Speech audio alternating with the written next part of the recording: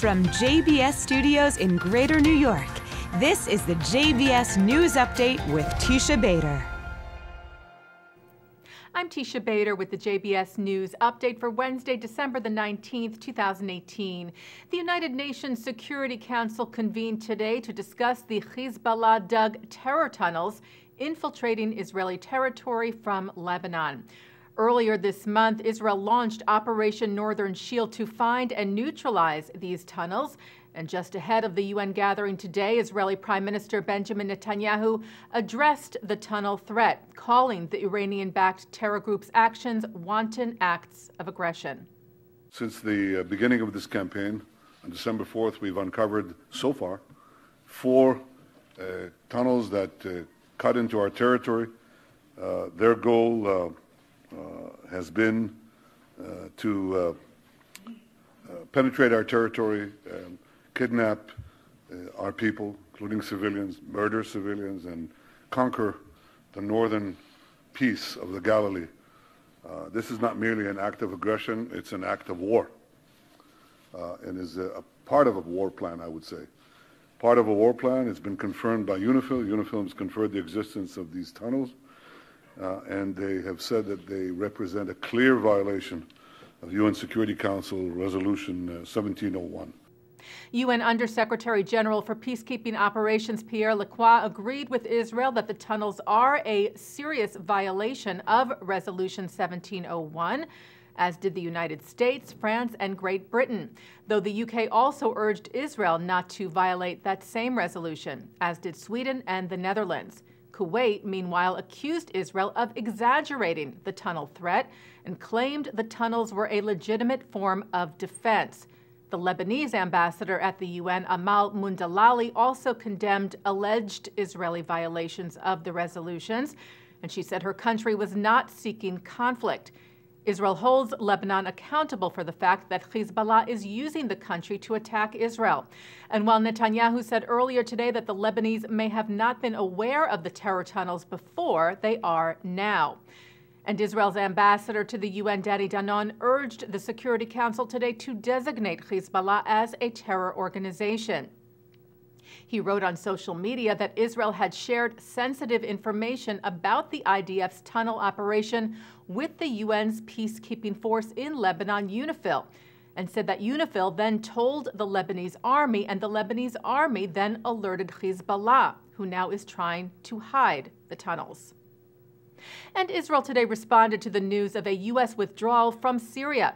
Prime Minister Netanyahu wrote on social media that he spoke with President Trump on Monday and with U.S. Secretary of State Mike Pompeo yesterday about the decision. He wrote, "This is, of course, an American decision. We will study its timetable, how it will be implemented, and, of course, its implications for us. In any case," Netanyahu wrote, "we will take care to maintain the security of Israel and to defend ourselves in this area." Leaders of the conservative or Masorti movement in Israel sent a letter to the prime minister this week, calling on him to take action against those ultra-Orthodox yeshiva members who made threats against the head of the Israeli movement, Dr. Yitzhar Hess. As we reported to you, Hess had death threats yelled at him during a recent visit to the Western Wall, because he was there in support of Women of the Wall, who advocate for egalitarian rights at the holy site. The letter read in part, "We call on you to condemn unequivocally and in the strongest terms the verbal assaults and death threats unleashed on the leader of our Israeli movement."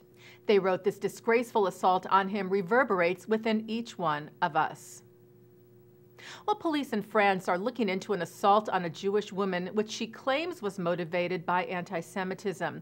The National Bureau for Vigilance Against Anti-Semitism said the 20-year-old was robbed and hit in the face while her attackers yelled anti-Semitic slurs at her in the heavily Jewish suburb of Sarcey, north of Paris, yesterday.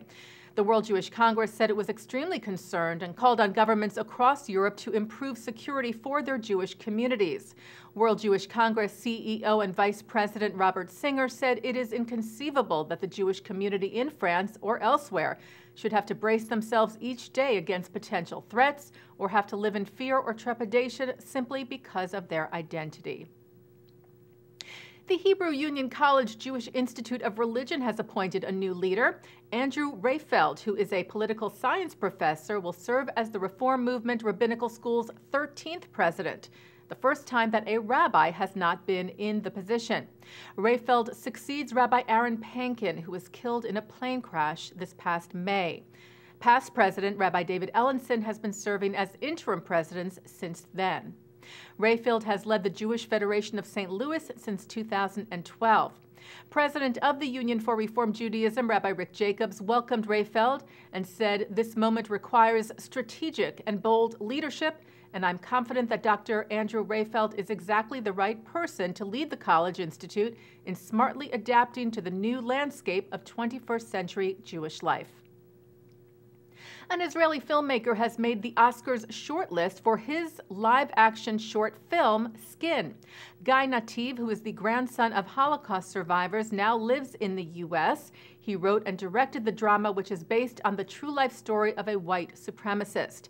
10 films made the cut out of 140 that were eligible. That list will be narrowed down to 5 on January the 22nd. Taking a look now at our programming for tonight on JBS for Wednesday, December the 19th at 7 o'clock, Dr. Daniel Gordis of the Shalem Center speaks about Israel's critical survival. At 8, American Jewish historian Jonathan Sarna provides a historical perspective on anti-Semitism in America. Then at 9 tonight, Mark Golub leads a panel considering the most significant Jewish events of 2018 with Thane Rosenbaum, Eric Yaffe, Betty Ehrenberg, and Charles Small. And coming up right after this newscast at 6:30, it's Thinking Out Loud with Micah Halpern. And that's the JBS News Update for Wednesday, December the 19th, 2018. I'm Teisha Bader.